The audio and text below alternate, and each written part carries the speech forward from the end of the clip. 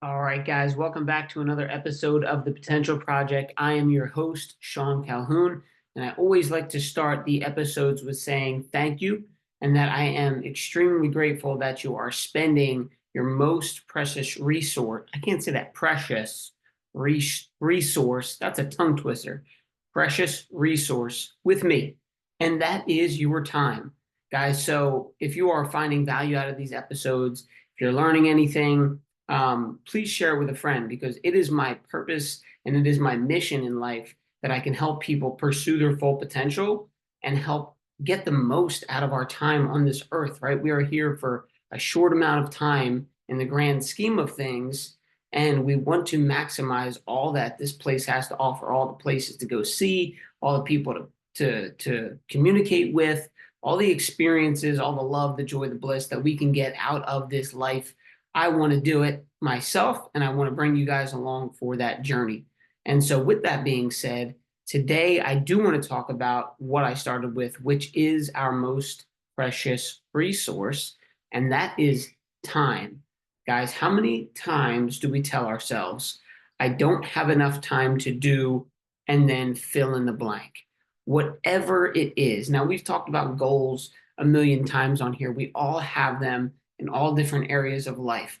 Sometimes they're dreams, they're not really specific goals, but that's another episode that we've went over. But what is it that you tell yourself you don't have time to do? Is it, I don't have time to go to the gym?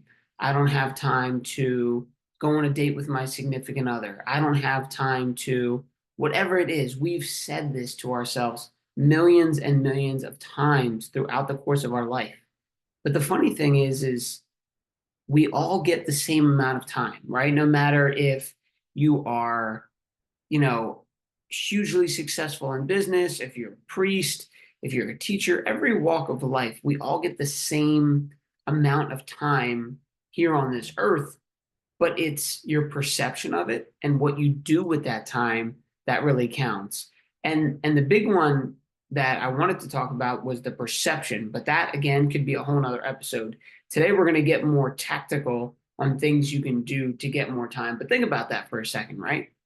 We created time, right? The 24 hours, the minutes, the seconds, like we created that. We created age, right? If you like, for me, I'm 29 years old, but what does that even really mean, right? We are creating this stuff. So your perception of time is really construed if you think that you don't have enough time to do certain things. Now, I'm not here thinking we're gonna, wave a magic wand and all of a sudden get more time in the day. And I'm not here to tell you to sleep less and work 24 hours a day, but I am here to tell you that there's some things that we can do tactically that can literally free up some time in your life. It just has to go through a process. And I'm here to share you my process and what I like to do to just reevaluate what I'm spending my time on and how I can optimize what I'm doing, right? So the first thing you want to do is be very clear on what it is that you even want, right? Do you want to lose 20 pounds? Do you want to make a certain amount of money at your job? Do you want to attract a certain partner, right? Do you want that raise? What do you want? Do you want a house? Do you want a certain car? Do you want to feel a certain way? Like, what is it that you want? And you got to get really specific on that because if we don't know what we want, how can we ever manipulate our life and construct it in a way that's conducive to getting there, right? That's going to get us one step closer towards fulfilling what we want. And if you're not already under the impression of the fact that we create our own lives, well, then let's hop on a call, whatever. Let me do another episode. I've probably talked about it, but you are the creator of this life.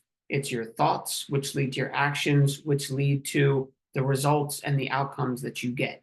So if we need to, construct our time in a more valuable fashion to get what we want, well, this is what we're going to do exactly today. So, like I said, the very first step is to get clear on what you want so that we have a direction, right? When you want to go somewhere in the car, you plug in the exact address. The GPS gets you the shortest route to get there, and you click that one, and you can drive directly there. No missed turns. It'll show you exactly which ramp to get on, what exit, which turns, and you arrive at your destination at about the same time that it told you you were. So if we know exactly what we want in life, whether it be, I want to be 15% body fat, I want to lose 10 pounds, I want to make $100,000, like whatever it is, get clear on that. And that's the very first step, right? Then what you want to do is you want to sit down, and you got to have some free time to do this, right? A couple minutes, right? It doesn't take too long, but you have to create a list of every single thing you spend time doing and how long it takes you, right? You got to be honest with this. Maybe you do it for a day. I think it would be better if you really did it for a week, because to me, I see us living in weeks, right? How was your week?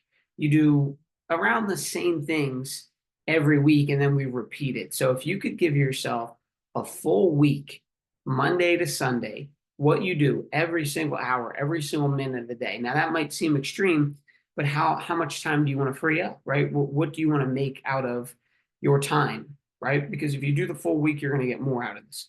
So maybe you're someone who's very organized and you already have your schedule time blocked, and you could just look at it in the calendar. That's one way. But if not, get a piece of paper out, write down what you're doing and how long you're spending time on it. And like I said, be honest, right? Like, you might notice when you're doing this exercise that you go to the bathroom and you're spending 40 minutes scrolling on your phone while you're going to the bathroom. And that 40 minutes could have been spent doing anything else, right? Relaxing, anything else. So you got to go through that list and ask yourself this question. Once you have the whole list compiled, you're like, all right, this is what my week looks like. And you're already starting to see things. You're like, oh man, I'm driving to and from this place multiple times. Like for me, I drive into the studio, and if I'm driving there too many times throughout the day, well, that's travel time. That's wasted. That's 20 minutes each way. That's wasted if I don't have to, right? So that's something that might pop up. You might notice that you're hanging out with a certain person, and that's kind of taking up a lot of your time, or you're just noticing things as you're writing this out. This should be the biggest thing. You're going to start to see red flags everywhere. But then you're going to take a process, and you're going to be able to free this time up, right? So like I said, when you're going through this list and your schedule, I want you to ask this question while you're reading each one. Will doing this activity get me closer or further from my goal? Right? Will doing this activity get me closer to my goal? And if the answer is no, you need to do a few things, right? If the answer is no, you need to either eliminate it, you need to delegate it, or you need to innovate it, right? You need to eliminate it, you need to delegate it, or you need to innovate it, right? And the way we're going to break those three things down is in that same order too, right?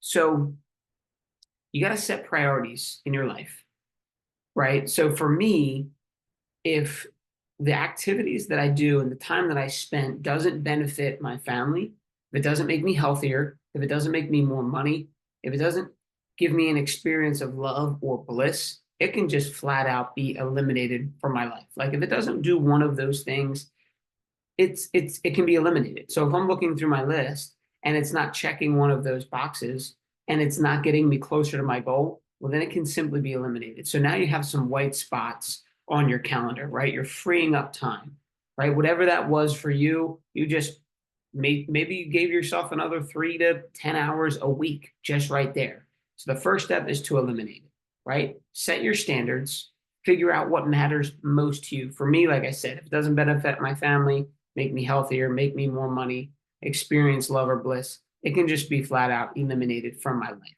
So that's first, right? Well, let's say if it'll benefit one of those things, but it's not directly correlated with what I'm great at, right? Like we all have our skills, we all have our talents, and we all have those areas of life that we really can get the most bang for our buck out of, right? Like if let's say you're a professional singer, right? And your gift is that you can sing amazing and you can play guitar, right? And that's your gift. Well, then why would you waste time doing accounting or the books or something like that that's a part of your business, or processing tickets. Like if you're spending all day processing tickets for a show that you're performing at, then you're not in your Bedros likes to call it like your zone of genius. Bedros Keuilian, one of the entrepreneurs that I follow, right? You're not in your zone of genius. You're not doing what you're great at. Another way, another analogy to look at this is trade, right? Like Florida makes oranges because they have the proper weather. So we just pay them for it. It's cheaper to do that. They ship them up here, right? We make apples in PA, right? You get wine from Spain and from Italy because they make it better and we just ship it. So same thing goes with you and your talents, right? Like if you're that good singer and musician, well, then you focus on that and let other people and pay other people to do those other things, right? If they're going to be 70% as good as you are at the job or better, you gotta delegate it. You got to give that job to someone else.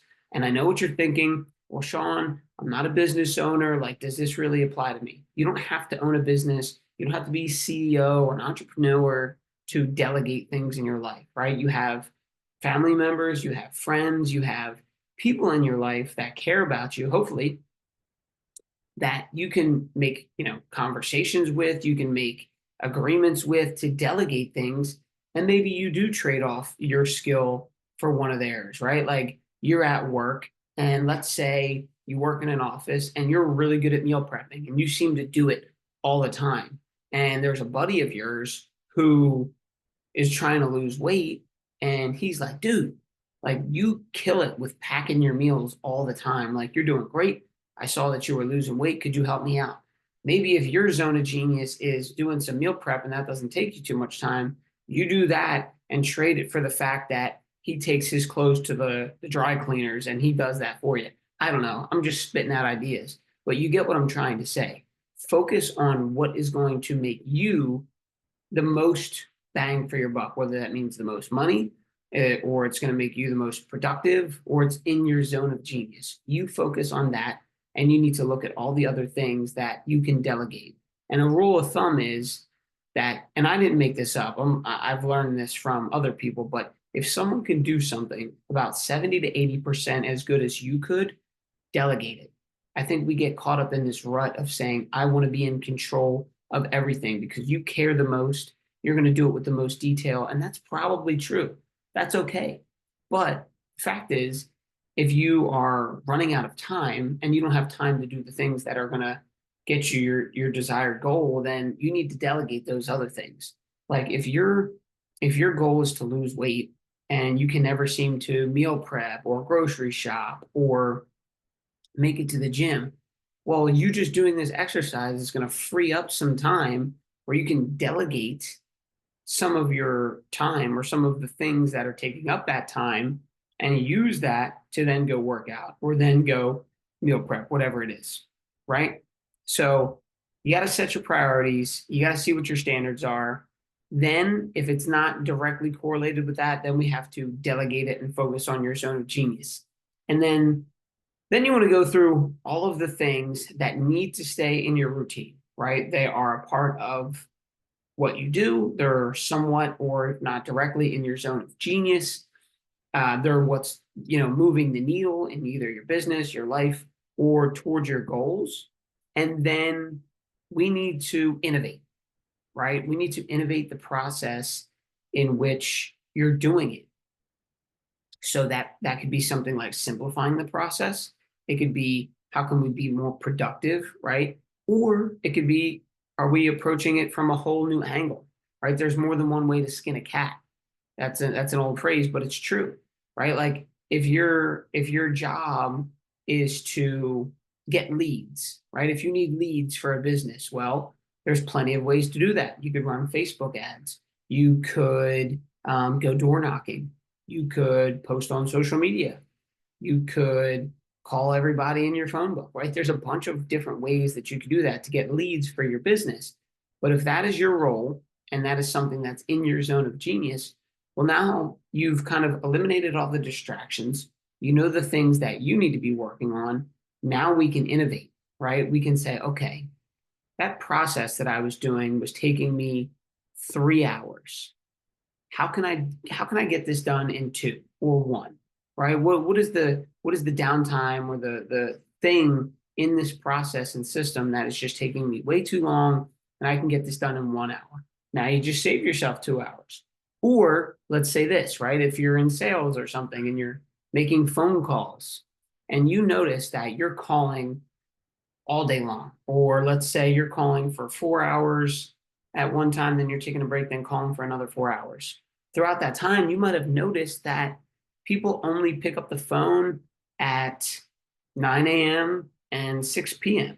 So instead of wasting your whole entire day or 4 hours at a time calling, you're just delegating, or not delegating, you're innovating, and you're creating a time slot that's 30 minutes long at 9 a.m. and 30 minutes long at 6 p.m. And you're getting more answers, more leads, you're getting more people to schedule with you or whatever it is. And again, you don't have to be a business owner. You can input whatever your scenario is for what I'm talking about, but you get what I'm saying, right? Like if you're in sales, you just innovated your process, and instead of using 4 hours a day, you boiled it down to 1 hour, and you're getting more bang for your buck within that 1 hour than you were in the entire 4 hours. So just to recap, right? Look at your schedule, lay it all out there, eliminate the distractions. If it's not going to get you closer to your goal, probably don't need it in your life. Even though you're like, oh, I really enjoy this. It's fun sometimes. If it's something like, partying or staying out late, and like, I get it. I was there. I love doing that. But realistically, if we're not doing the things that are going to get us closer to our goal, we're either not going to get there, or it's going to take us much, much longer than we wanted to. And what do we really want, right? We want to be happy. We want to live blissfully. We want to experience all of that stuff. And these are the ways to get us there closer and faster, so that we can enjoy our life, right? So first we got to eliminate, then we got to delegate. Who can we enlist in our life to give some of that pressure to, give some of that, responsibility to? And then we got to innovate. All right. We found our zone of genius. We know what we're responsible for. We've cut down our hours tremendously. How can we innovate what we are doing so that we can get that done even more efficiently, get more productive with what we're doing, and get more bang for your buck? Now you're being more productive with the time you're doing. You're getting a higher return on your investment for that time, and you freed up so much time to work on those goals that you were talking about, or that specific area of your life, or start a hobby, spend time with your family, whatever it is that you wanted to earn that time back for, you now have it. So re-listen to this if you need to, but remember, eliminate, delegate, and innovate. And shoot me a comment, shoot me a message, let me know, if you've done this exercise before, or if you're doing it, how it's affected you and impacted your life, guys. Well, hope you have a great rest of your day. And until next time, go be great, go win the day.